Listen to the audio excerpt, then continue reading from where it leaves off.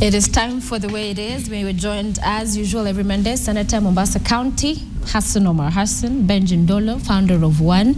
Why are you doing that? Honorable. Ambrose Wede as well, prominent lawyer in the capital. Gentlemen, how was your weekend? Great one. I think for me, the highlights would most honestly be the win. Yeah. A win for Kenya in the men and women's marathon. Wilson Kipsang, Edna Kiplagat, congratulations. The first lady just mentioned, I think, kudos to her. A win for Bandari FC and a win for Liverpool on course, as you know, John Smart for the English Premiership. Brilliant. So I think we will succumb the next 4 challenges, particularly Chelsea. You're a Liverpool guy? 25 years now. Wow. I never walked alone. Never moved back. Okay. I went for the Conscience concert. Fantastic. The amount of talent in this country, the local artists, Habida, Joakali, the dancers, everything was just wonderful. Was I it was the so Easter in that thing? mix. No, the Easter thing was the week before. That was industry night. Yeah. I know what goes on. So you were Mikono Jew? Yeah, so I was, it was fantastic. More than 6,000 people. Oh yeah? The events in this place, KICC, it was bananas. How did he perform himself? He's the best. He's good. He's Only A1. one of his songs, Gullah Bubble. Yeah, there's many. Okay. And Girl Bubble is the best. All right. Yeah. Ambrose. Mine, the whole week I was in South Africa on motivational speaking and training. I went to a country that seems to be more united than we are here. Although there were Zungus and Coloureds and Africa, they are more united. They see each other as South Africans than we see each other here in Kenya. On Saturday, I went to talk to some young businessmen in Soweto, those parts. Very, a lot to learn from them. I arrived back in the country on Sunday at 6:30. And as usual, the whole Sunday you move around in church, do a bit of church politics. I hear you people are saying the church is not coming out strong. Well, did you see Kimayo is a church elder? There? I knew Kimayo, that. IG. But can I follow one debate, one very good issue that you talked about? Yes. That South Africa seems more united. Yeah. Yes. It's all about the founding fathers of that country, the foundation you lay, the constitutional discipline that you put in, the kind of cohesion, the rainbow nation. You know, we had some erratic founding fathers who took the country. That's a conversation for another day. Yes. It can be challenged elsewhere. It cannot be challenged. That's why we are here. Togetherness of South Africa. Today. Anyway, gentlemen, let's start off continuing. I'm almost calling it a series. You know, this security issue, and it's progressing. It's continuing, and now we're moving more into getting to the crux of things. Hassan, do you agree? We need to get to who were the funders of Al-Shabaab. I come off of this weekend an extremely elated person. You know, initially I thought it was a minority of opinion, but anybody who's anybody who has toiled in the democratic struggle of this country, who are opinion writers, forget about the grammar teachers, who simply then mutate into some writing opinions. Anybody who has been on the streets, who has toiled for this country's democratic space, for the equality of all persons, for constitutionalism, a just equitable order, wrote as if they were in the same, in the same living room. Maina Kiai started us off. Extraordinary article from Kwamchetsi. Many people don't understand that Kwamchetsi is usually a satirical writer. He's followed up with another article today. Totally, Father Gabriel Dolan come to this over the weekend. Men and women of stature.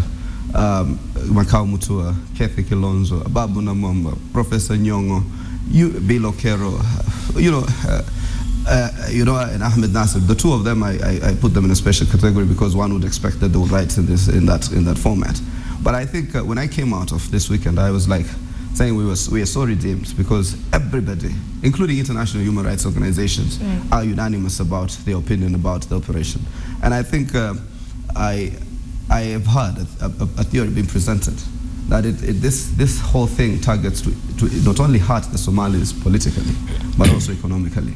The headline today in one of the dailies indicates that they will now go for their backers. Before long, you will see genuine, credible Somali business people who are leaders in certain industries being victimized because already they've created a situation of xenophobia in this country. Okay.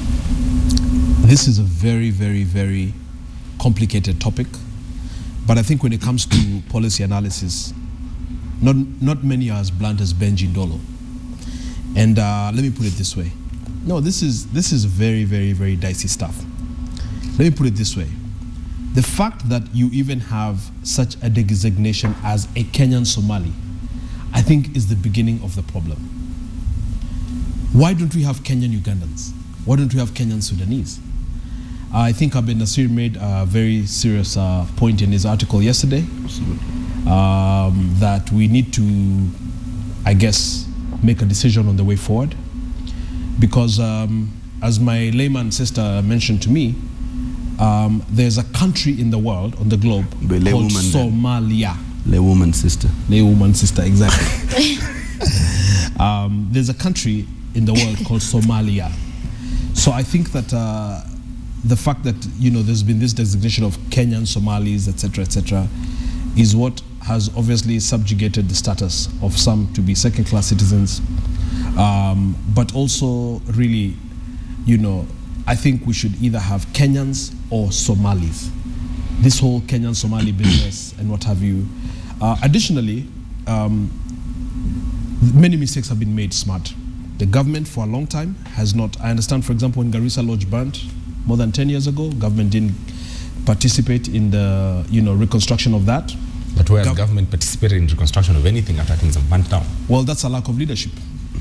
Initially, the wanton development, illegal development, if you may, no sewer, no planning, no roads, etc., that helps to grow its own country, its own economy, its own underground stuff. And so, as usual, government is doing too little, too late after the problem has festered and grown in leaps and bounds. On the part of the Muslim community also, they haven't done as much when there's been a lot of issues before this point to really condemn and take a stance against radicalization. And so we've got a pretty serious, complex problem on our hands, and it might get worse before it gets better. Whether? Yes. I think it is unfortunate that is emerging like we are profiling the Somali people. But we must look at where the problem came from. The problem came from the Somali country. After it collapsed, quite a number of these Somalis sneaked into this country, and using what Honorable Kalonzo Musyoka said, kitu kidogo, they acquired national IDs and at times even passports, such that you meet with them and they show you, oh, I'm Kenyan. I have been born in Italy. But when you ask him, oh, you have been born in Italy, and it's as old as Honorable Omar here, Ndolo here, you ask him, where is California? He says, that is in America. Where is mlango kubwa? He says, hakuna mlango kubwa hapa. So that it forces us as a nation to go beyond our own documents. To say, look, smart, you belong to KTN, you work there, then we'll ask you, this floor, who is there? Who is the gentleman? When you tell us names that do not exist, we say this one does not work there.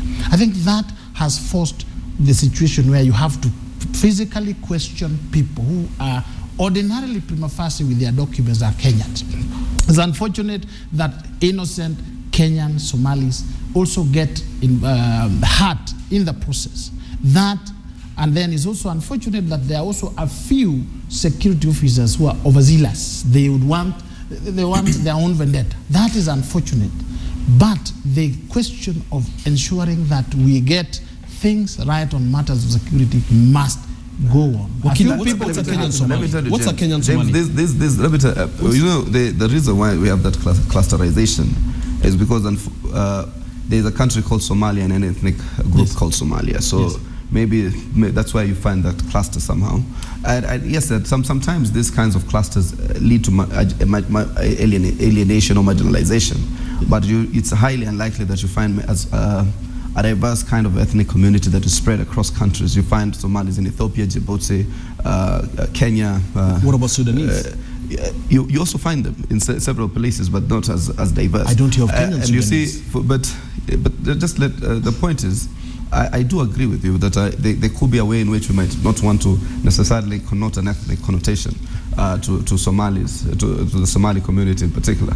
But I can tell you that overzealousness is purposeful. It has been done deliberately. You see, the countries, you see, Uhuru's government is clueless matters security.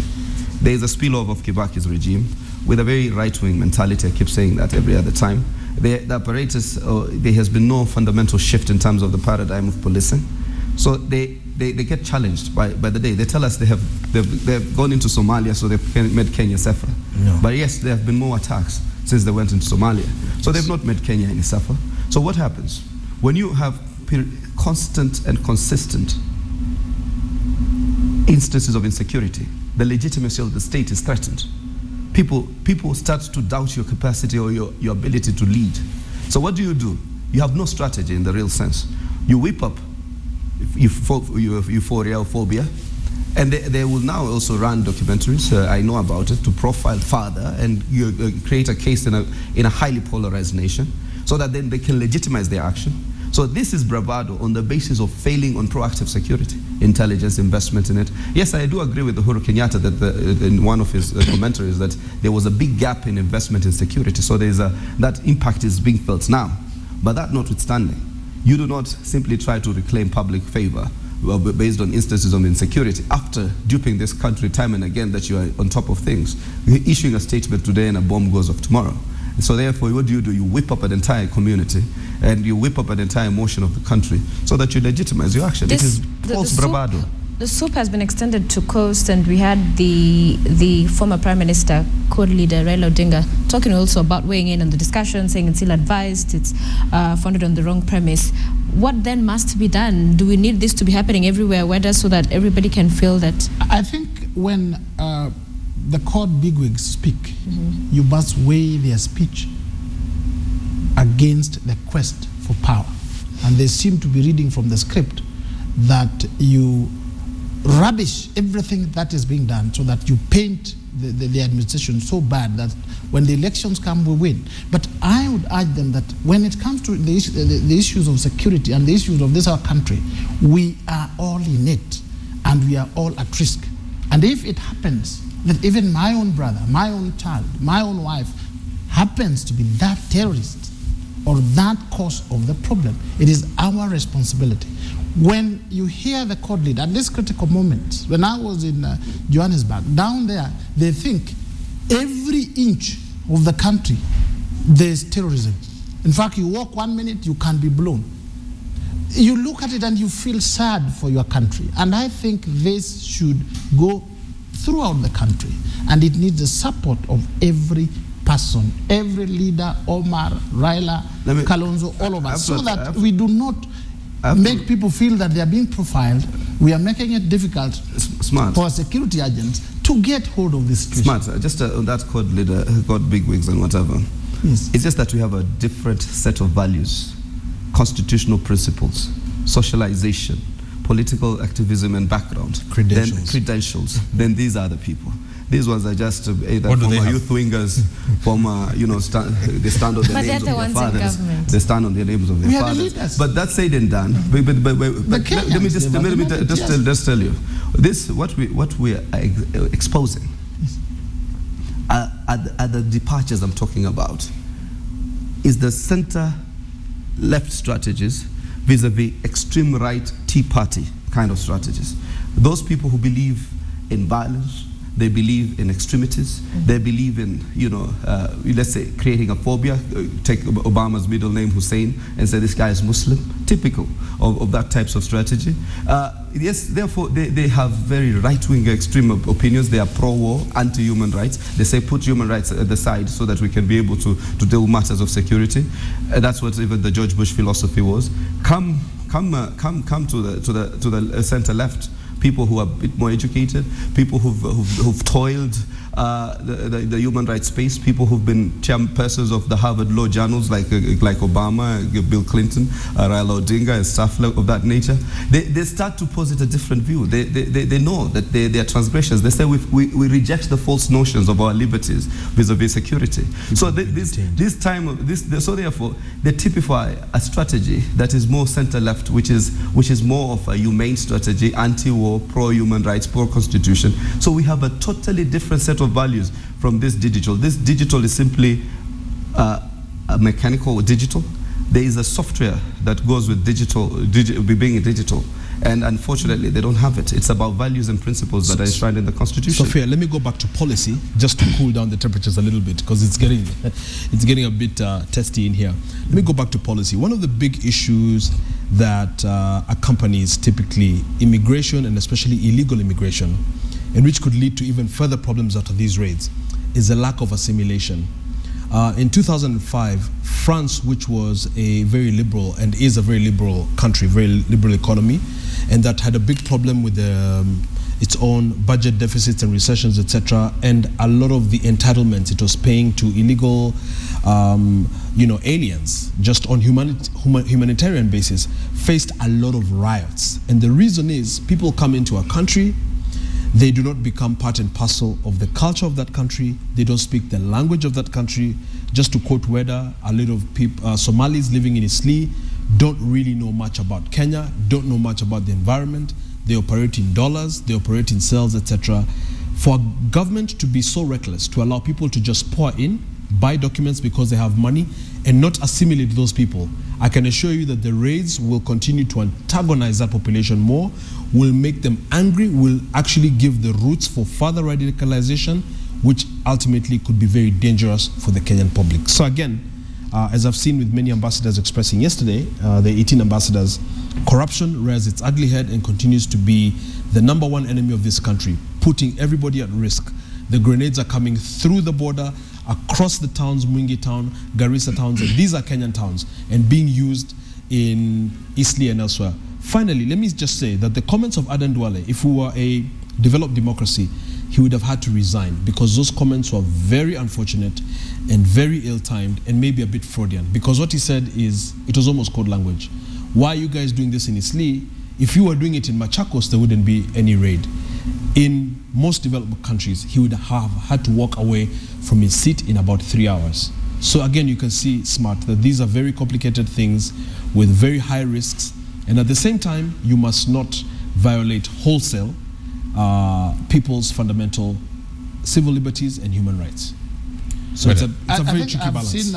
Thank you. I see Senator Omar mentioning Obama. Obama is the owner of drones. You try to threaten America, they will come and the drone will come and kill your whole family, all of them, and then they will keep quiet about it. When it comes to security, there are no code, there are no jubilee, there are no digital, we are all at risk. And we must say that because of corruption, certain mistakes happened. People who came from Somalia who were supposed to go to Dadaab, because they look alike. The Somalis, they look alike. The one from Somaliland and the one from Eastleigh, Kenya, they more or less look alike. And they took advantage of that situation to ensure that they assimilated themselves. Now, if they came in peacefully, some of them came in peacefully, there are those who are peaceful, there are those who are there would be no problem. But some of them came in with their grenades, with their heavy heart, and they want to continue the Al-Shabaab activities. What do? You must go into every house, find out who is in that house, and rake out those who are not there, those who are not supposed to be there, those who are supposed to be in Dadaab, those who are supposed to be in jail, those who are supposed to be back. Then from there, you start whenever there is a problem. I said in the last program that if stones were thrown at Nyayo Stadium over a football issue or in Kasarani, you don't go and ask Amin Walji or Patel in Westlands.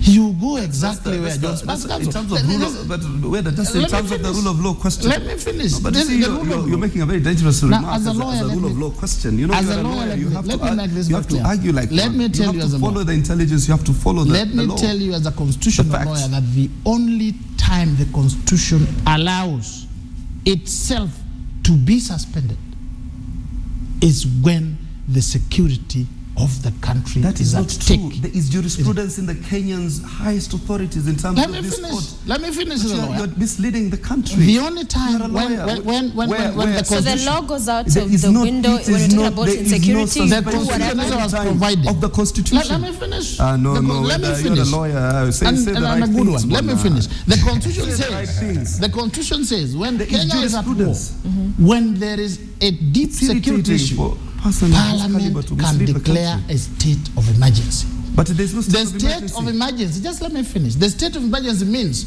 the liberties that you are talking about are put on hold, you are told, by 6 in the House. But since we're not But there yet, yes. should we still behave as though we're there? We are not behaving like we are there.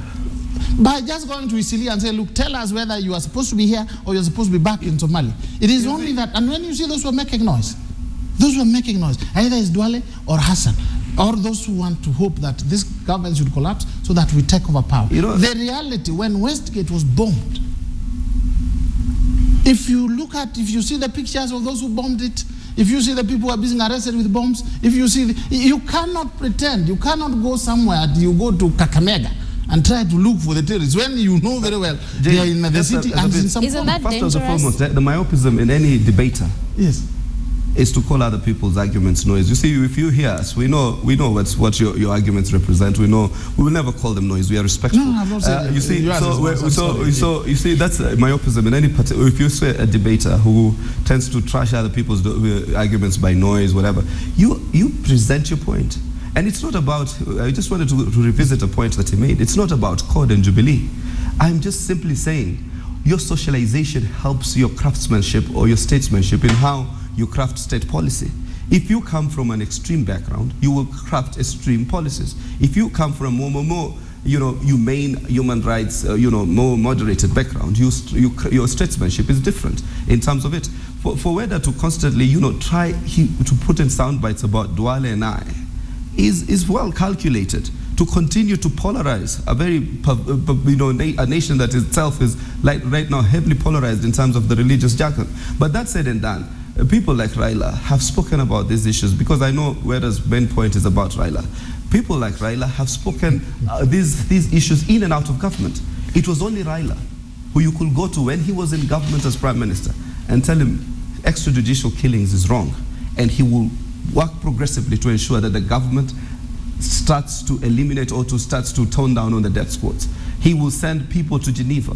His men and women from the ODM party at that time, his side of the coalition, to Geneva to be able to say we disagree with the official position of the government that there is no extrajudicial killings. So I think when these people in and out of government have been informed by certain elements of certain social values or certain values of the Constitution, and I think, James, we are greatly right now influenced by the kinds of positioning and socialization we all have in terms of how we look at or attack some of these pertinent issues of security. Gentlemen, let's forward-looking. Let's look at how we take this conversation forward. Yes. As one question, as one government officer asked last week and said, what is the problem of getting Somalis who are in the country illegally and returning them back to their country? There's no problem. There's no problem. There's What is the absolutely problem? none. There's no problem. But in the manner it is done. The problem is nobody's telling us not to return Somalis back to where they're supposed to be. But also, if you look at international obligations that we have, covenants that we have, you do not return people to a situation of conflict. There are so many other also legal issues that we don't want to come into it. The Kenyan mass, unfortunately, is not very critical.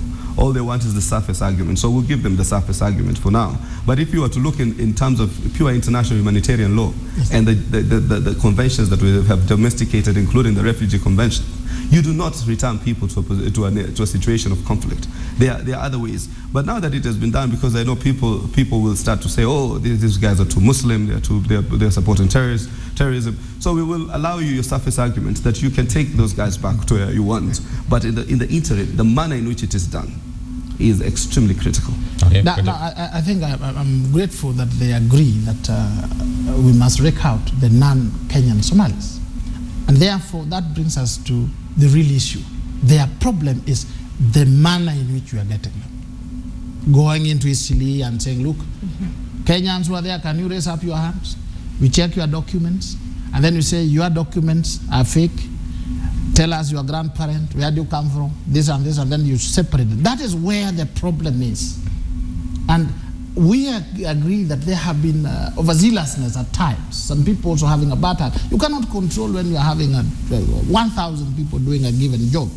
But the fact that these people have to be separated and found and dealt with, that is a must. Then secondly, I agree with them that you cannot take people back to a situation of conflict. That is against the international laws, and it would be against our constitution. But we have Dadaab. The only problem is that once we have taken to Dadaab, somehow they bribe their way, they sneak back, and they're back here. If we had a bigger desert somewhere else. punishing the Somalis for corruption. So that's we didn't say that the corruption is Somali. This is both. They come out of the camps, they pay the people, and they come here. But that fact has to be carried out. Then secondly, I do not think it's religious. I see no problem. My friends are Muslims, and we have a right to believe the way we believe. And I don't think these terrorists are Muslims, because when they come to kill, they kill anybody. In fact, I'm sure next time, when you hear them blowing bombs in Isili, they know that the majority of the victims will be Muslims. So whoever thinks it is against the Muslims, I think that is also an extreme Kenyan who thinks in a different way. But the question of security is for us all, whether it is Muslims, whether it is Christian.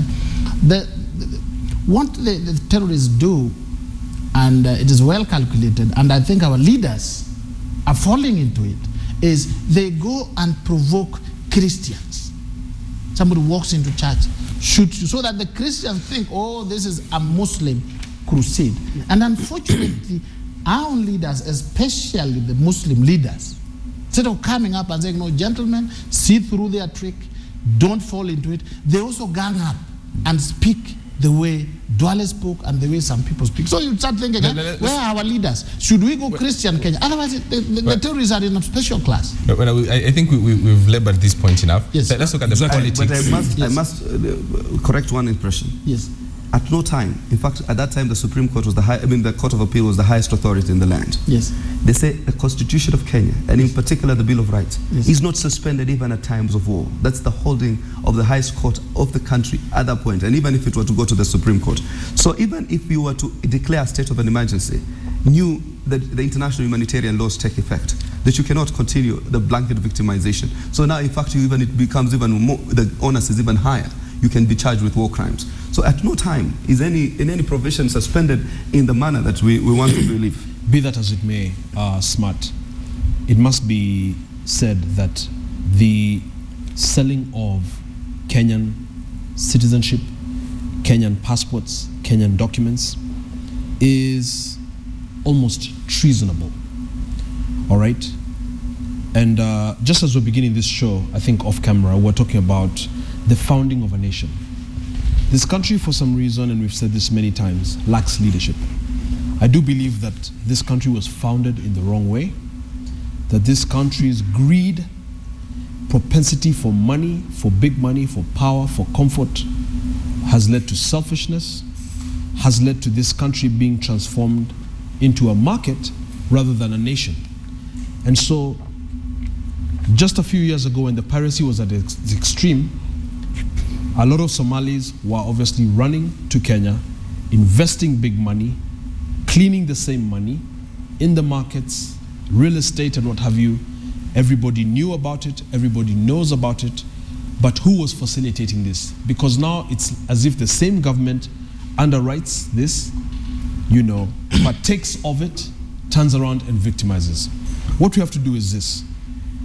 Uhuru Kenyatta has to realize that he has a golden opportunity, a very rare golden opportunity, to fix a lot of the wrongs in this country. This country has perennially lacked leadership. This leadership has led to wanton poverty, wanton desperation. This is an economy that does not create jobs. This is an economy that benefits the top 1% against a population of about 67% of that economy just scrounging and working for less, working very hard for less.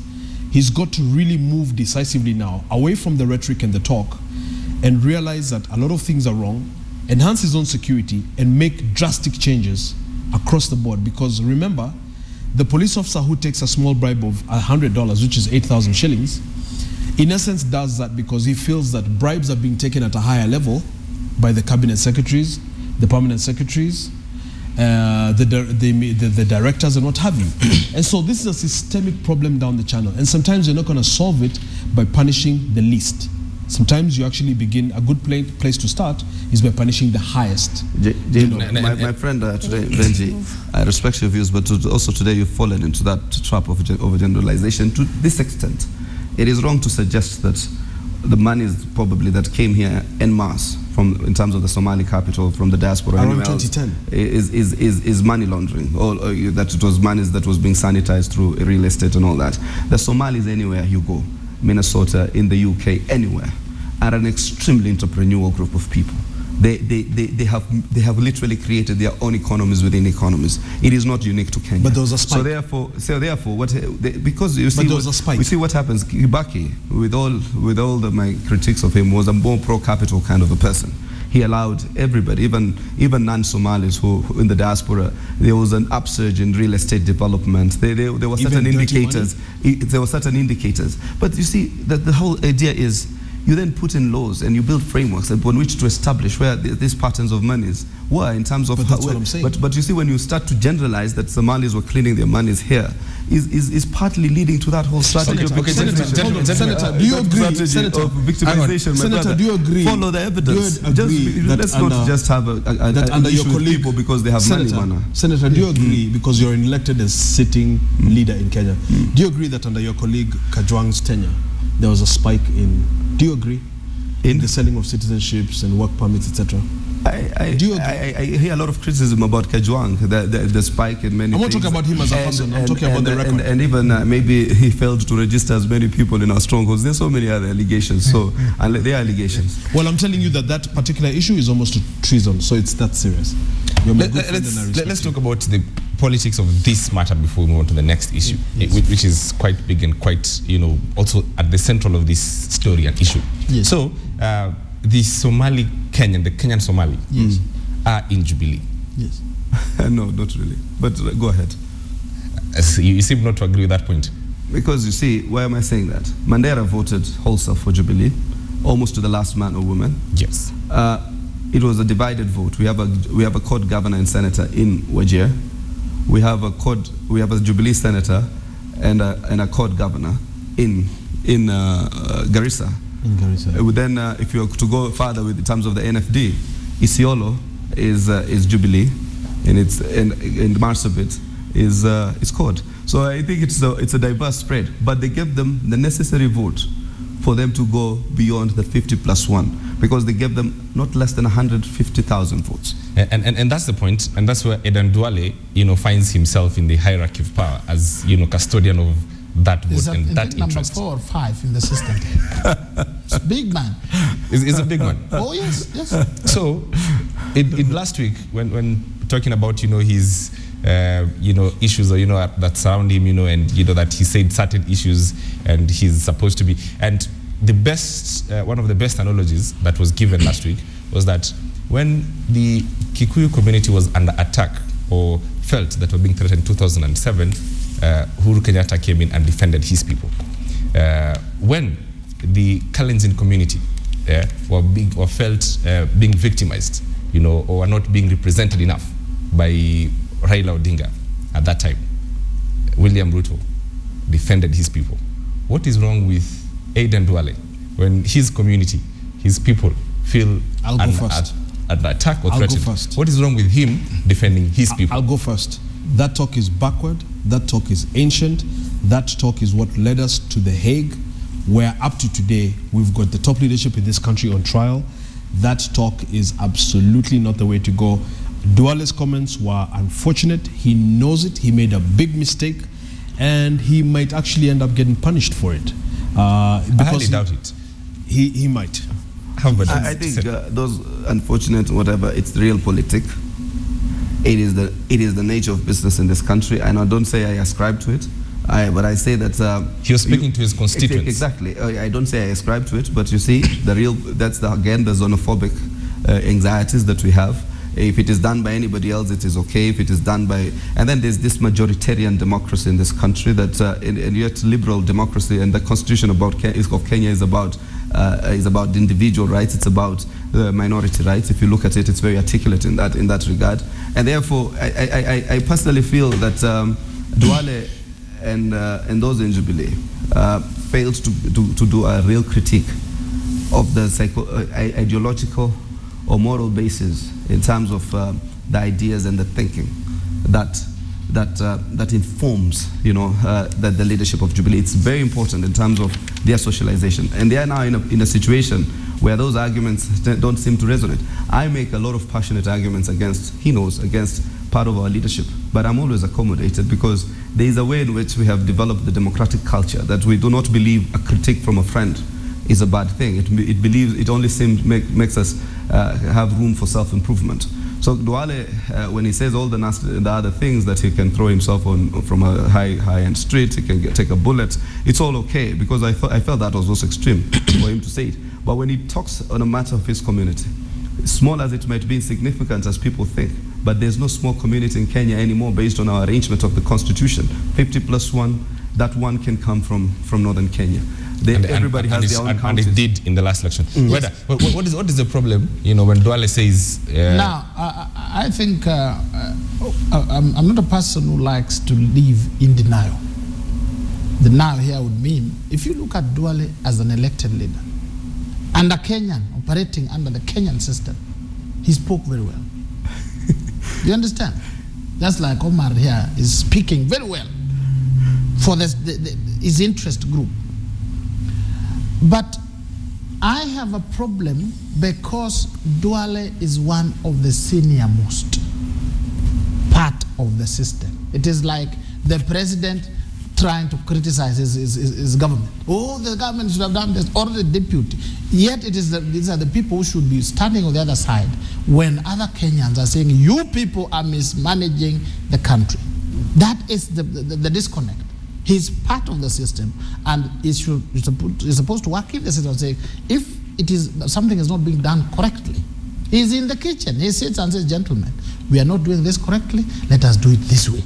That is what collective leadership is all about. Maybe the kitchen is not listening to him. If the kitchen is not listening to him, then he comes out and says, this kitchen, there are people there who do not want to run the country properly. Let me come out and now do what Hassan Omar and the court brigade are doing. That's what I think is. Then they administer and the court brigade criticizes. That is the different role. The main thing that I think our Jubilee administration has missed in the last 1 year, and they should do, is paying more attention, putting in more money into uniting this country, into making us more cohesive. If I was the president, one thing is that I would encourage the development of true Kenya, the real Kenyans. You know the real Kenya?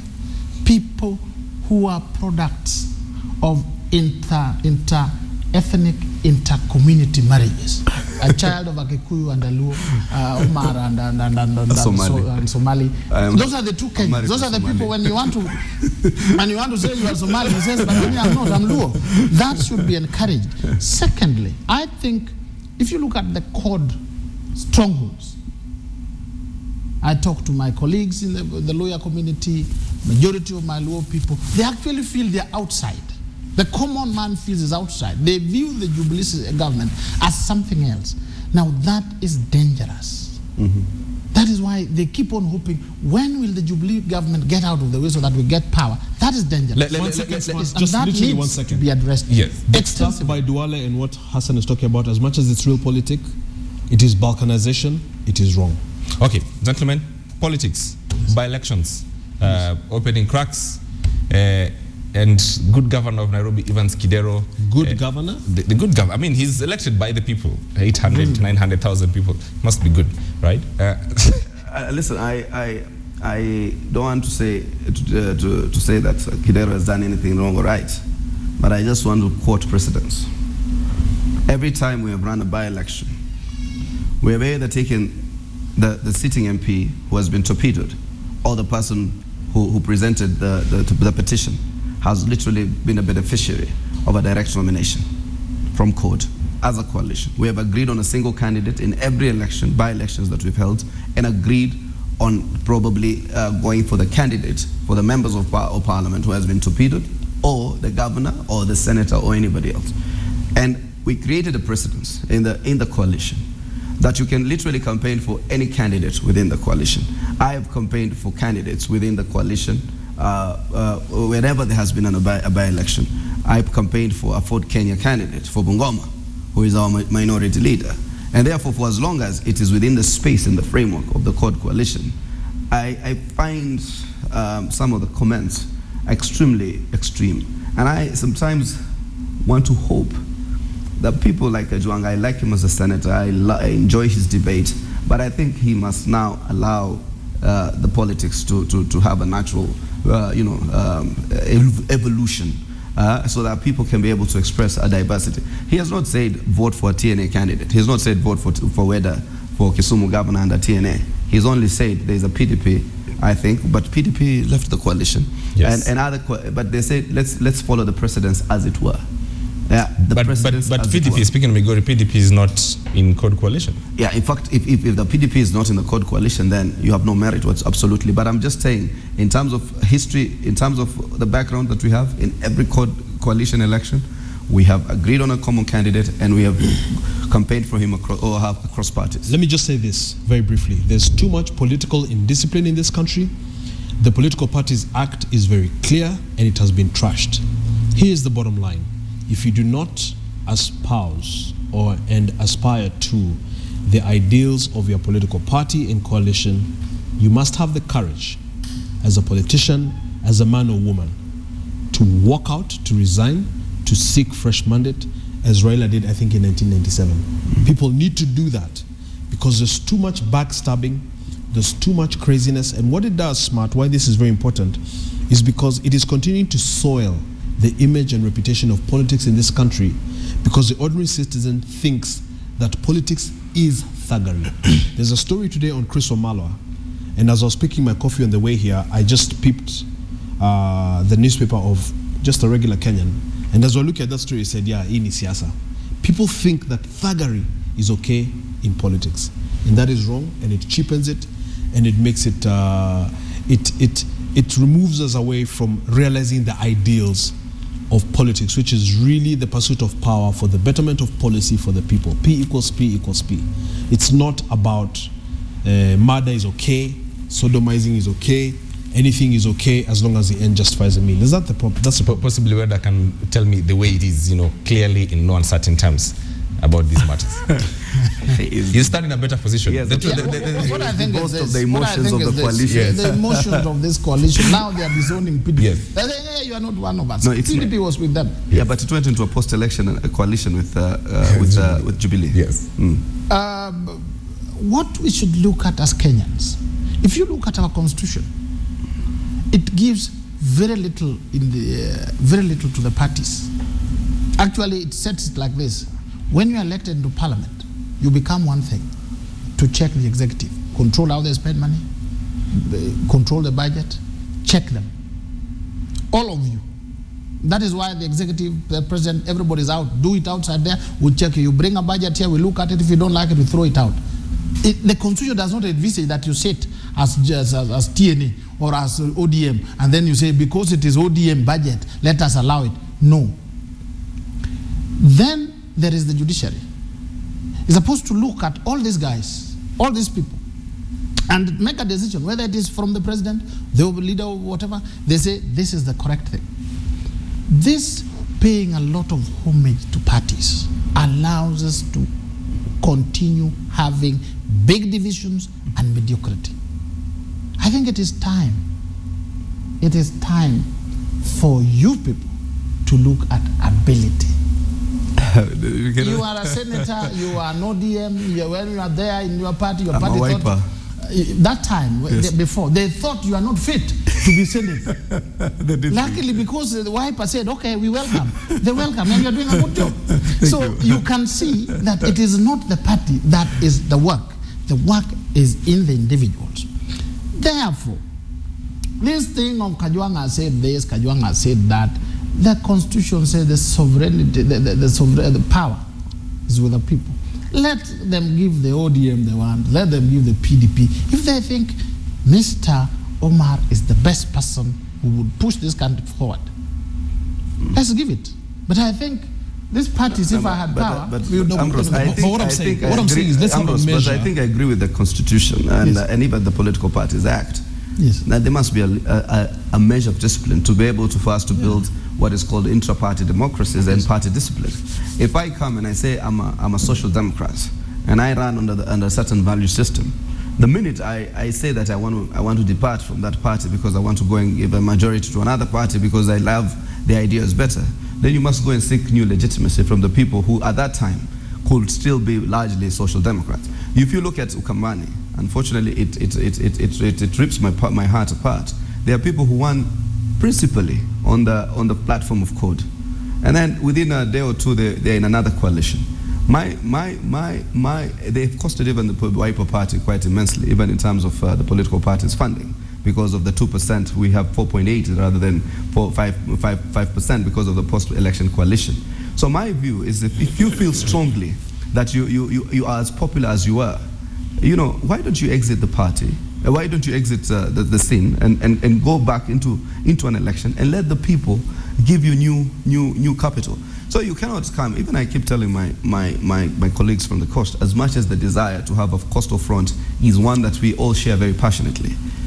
If you strongly feel that you want to work with the Jubilee right now, not futuristically or not in terms of a strategy that is careful, I challenge them. I challenge them again and again. Don't make careless statements against the coalition or against us moving ship.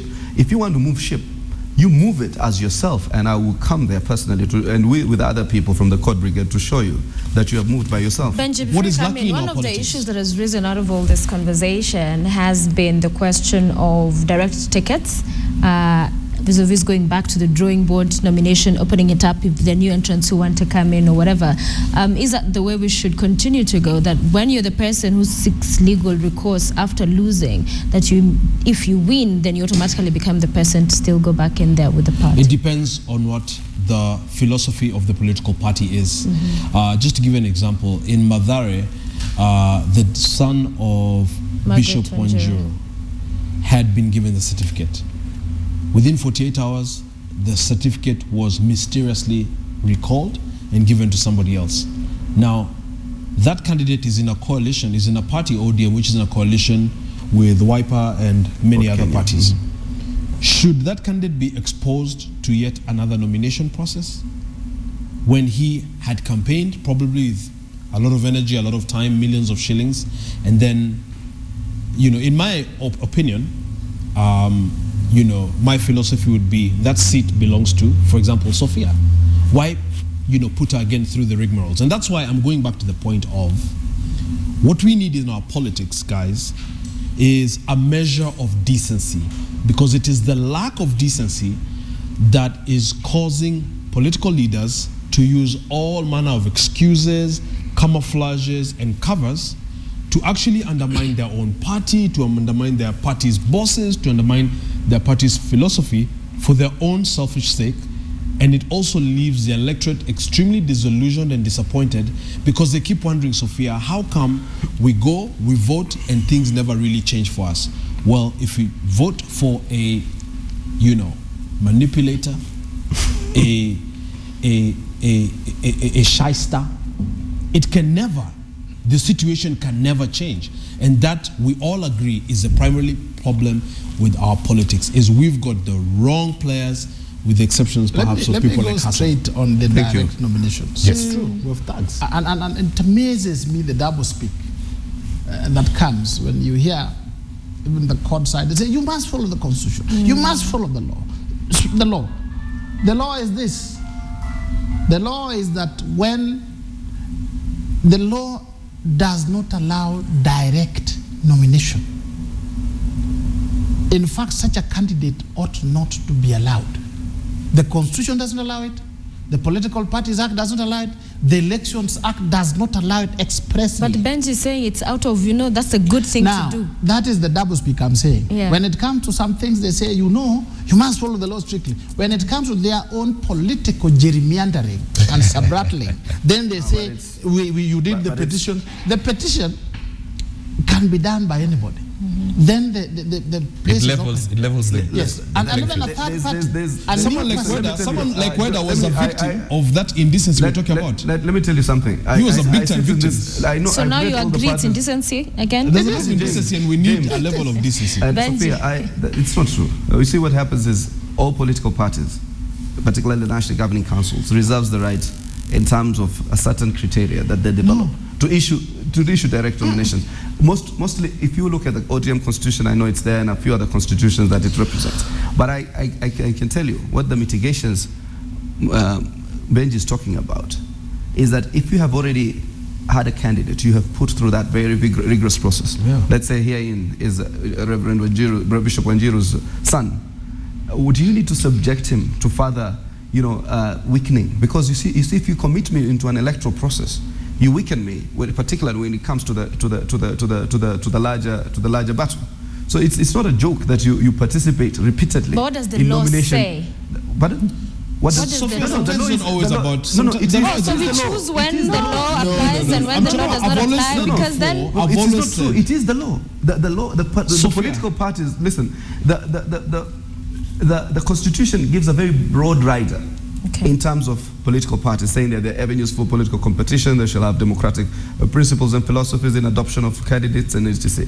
Then it gives powers to Parliament to now elaborate that further, which the Parliament has elaborated through Political Parties Act, which tells parties to have their constitutions that must ascribe to certain values and principles.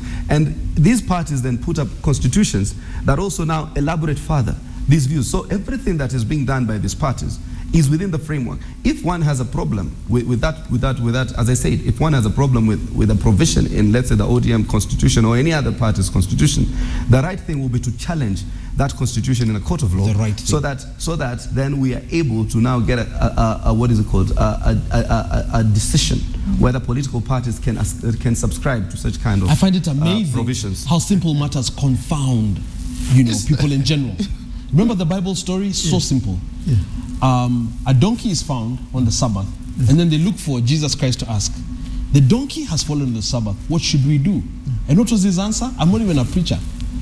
Sabbath was not created, man was not created for the Sabbath, but the other way around. And I've said this point over and over again. It really is exasperating.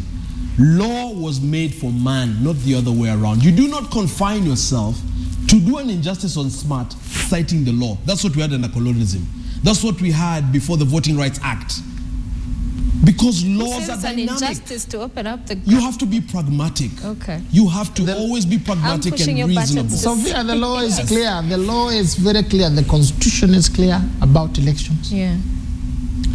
The Elections Act actually requires that the candidates you present are duly elected by the members of the party. Duly elected. And the law requires that members, you have a list of members. So how a did- register, how let me did- just how did- finish. how did A register of TNA come up members, with Wambui? a register of members that you deposit with the register of and who is political she? parties. It is these members who participate in electing candidates. The mere fact that TNA took Wambui does not make things right. It is the indecence. In the that case they're of talking this about weather, the whole in the country. case of this weather, he was Yes. the strongest. Yes. He was unwanted, and so he was told by the party leadership, "Yes, you have won. Yes, you are big. Now go, use the law, and form your own party." I'm saying you cannot use the law all the time to perpetuate an injustice. You must have a level of decency, a level of openness and truth. But and Benji, you're have not that answering the permeate as a question culture. of whether this direct nomination is it lawful or unlawful. For me, my No, I don't think it's fundamental, about- my I don't- fundamental, It is my- about my- that. My Is it lawful fundamental or belief is unlawful? that It direct is unlawful. nominations. My fundamental belief is that direct nominations must be done with completely. It is totally. It almost costed me the fact that I am now Mombasa Senator. If I had not had the magnanimity of the Wiper Party accommodating some of us, I will probably be out there. But again, they are provided in the Constitution, and I've seen people defending that position. That parties are allowed to subscribe certain guidelines with their own. So I'm asking that if these provisions can be quashed legally through a court of law. Final 1 minute. Former Prime Minister Raila Odinga out of the country, coming back next week. Hassan Omar. For me, I will not dwell on that. I'm going right now to Mombasa, and I'll be meeting the Speaker of the Senate I think he's one of the most respected leaders today in this country. The debate we had about terrorism, the actions, we appear not to be moving anywhere. I surf through the social media. I see the positions remain the same. Hassan Omar with his people, Weda with his people, and everybody else. It doesn't appear we are closing the gap. It needs a statesman. I want to ask him to now progressively try to narrow that divide by trying to embrace a strategy of dialogue, so that all actors, security, civil society, political actors, representatives, and all the formations of society can sit down in a table to craft a strategy that is acceptable to all of us, including yourselves in the media. I am told by a civil servant informant that Raila will be received in a big way when he comes. That's neither here nor there for me. I saw a quote that I thought was very interesting by Warren Buffett: "Judge a man by his intelligence, his energy, and his integrity." I think that's food for thought for this week. Intelligence, energy, and integrity. If he misses the last one, don't look at the tweet. Correct. That's exactly what the quote said. I think he's on my Twitter. I think Mheshimiwa Raila is welcome back. You think? Will you go meet him? Will you be at the airport? The Will you go welcoming meeting committee. at the airport? He'll be very busy. He's my kinsman. Yeah. The country has missed him, both his antics True. and his experience.